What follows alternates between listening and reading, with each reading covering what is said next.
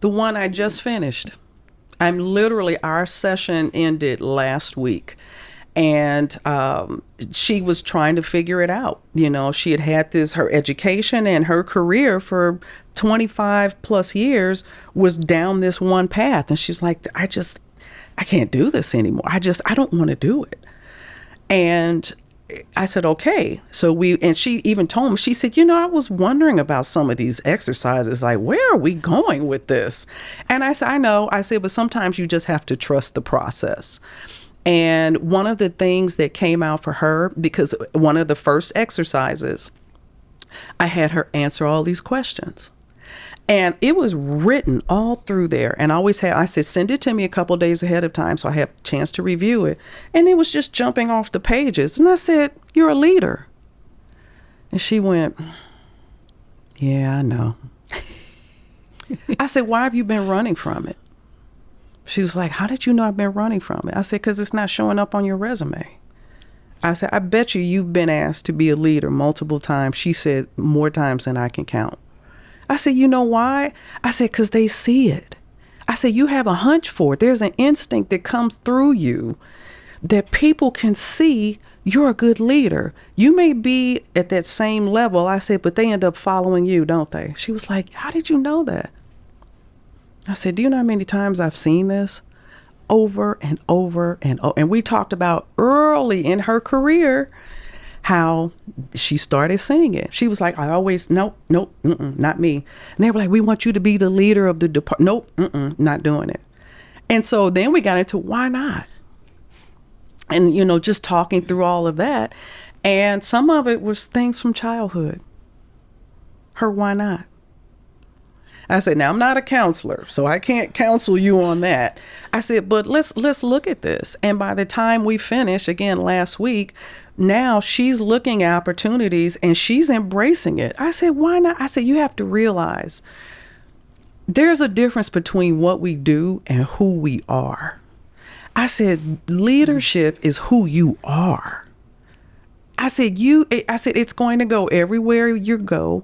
If she said, even in my church, I'm always asked to lead things. I said, yeah. I said, because that's who you are. It's going to come out through your voice, through your words, through your actions, through your body language. I said, it's in your pores. I said, you can't get rid of that.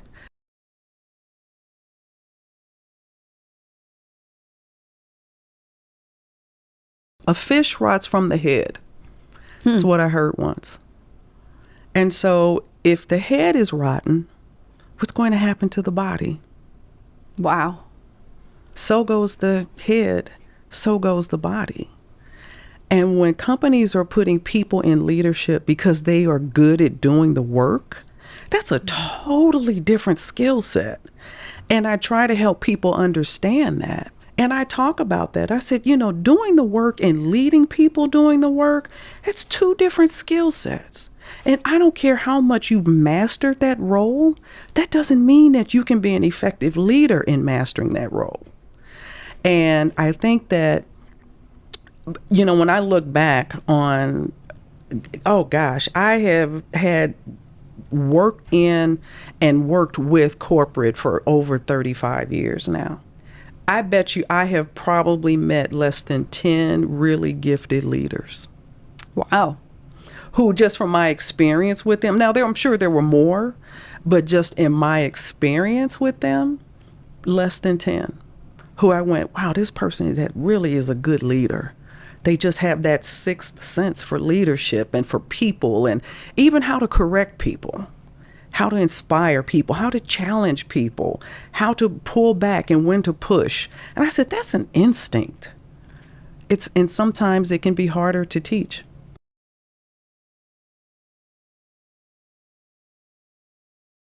I heard someone say once that a good leader can cause their people to run through fire with gasoline underwear on for them. But that's true. And there's a lot of truth to that. A lot of truth.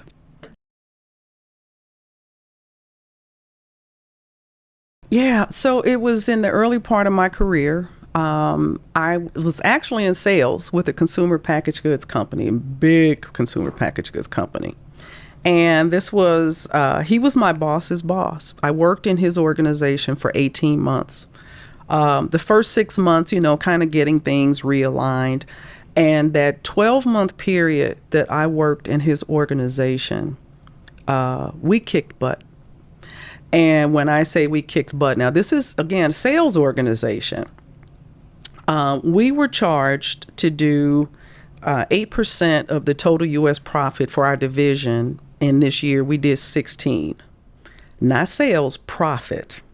That's a trickier mix to get right. They had started these new business development units in every district across the country, and I was on the team of 4. We were the only unit that they deemed successful in the entire country. Our numbers were so off the chart that other districts were flying their salespeople in to work with us to figure out what we were doing.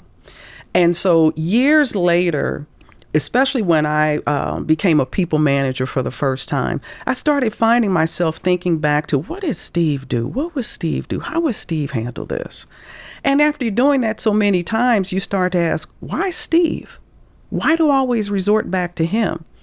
And when I really kind of mentally went through that 18-month period and what it was, there were 4 things he did that caused us to push to achieve the results that we did. And interestingly enough, those 4 things spelled love. Now, and people, I'm like, it's not this mushy gushy talk, but it was just ironic that those 4 things he did, it spelled love. But he showed that he cared, and you felt a genuineness about it. He pushed, he was clear with what he expected. He was clear. There was no confusion of, at the end of the day, these are the 4 things that you need to be focused on. And I just, like I said, I always think back to that and just that time. And it was so interesting. The company had started a sales program, sales awards program. And everybody knew he was going to win the Chairman's Club Award. We figured if he didn't, it was rigged.